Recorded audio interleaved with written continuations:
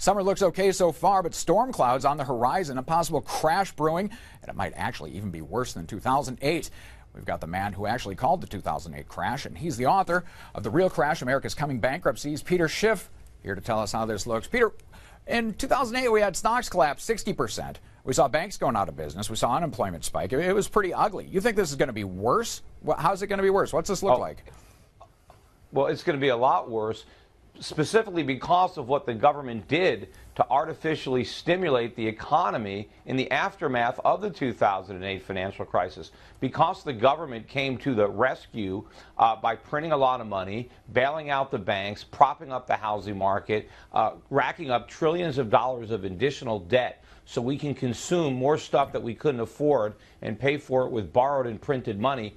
All we did is delay the day of reckoning. But in so doing, we exacerbated all of the problems that make that day of reckoning necessary. And so, yes, the next crash that's coming, and whether it's 2013 or 14 or a little bit later, is hard to say for sure.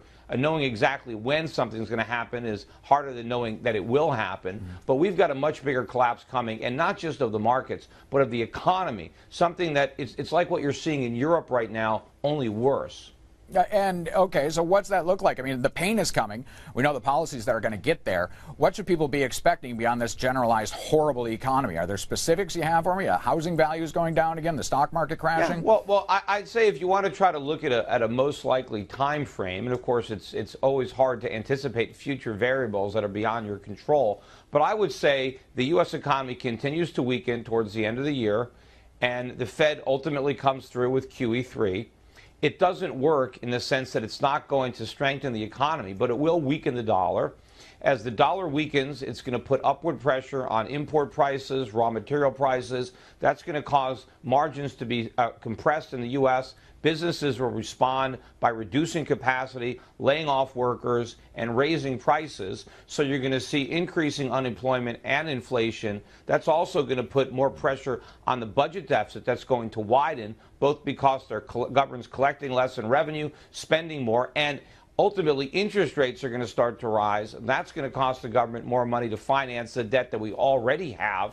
And as the economy weakens further, we're going to get more QE, which means more pressure on the dollar to go down, and the cycle continues until eventually we have a all-on or full currency sovereign debt crisis where you see the dollar plunging, consumer prices really moving higher, interest rates spiking, and that's when it really gets interesting, because that's when we hit our real fiscal cliff, when either we're going to have to slash government spending massively across the board, restructure our debts, including not paying 100 cents on the dollar for U.S. Treasuries, be honest with people who are on entitlements like Social Security, Medicare. They're not going to get the benefits they've been promised. Government workers are going to have to take pay cuts. Many of them are going to have to get different jobs in the private sector.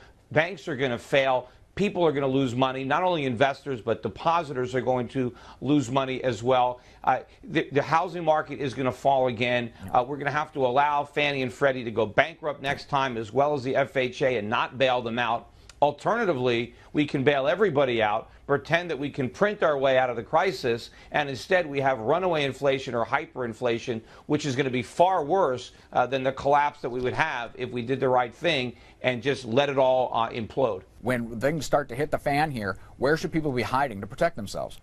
Well, the worst place to be is U.S. Treasuries or any dollar-denominated debt instrument. And the longer the maturity, the more you're going to lose. So 30-year bonds are going to be worse than 10 years, and 10 years will be worse than 2 years.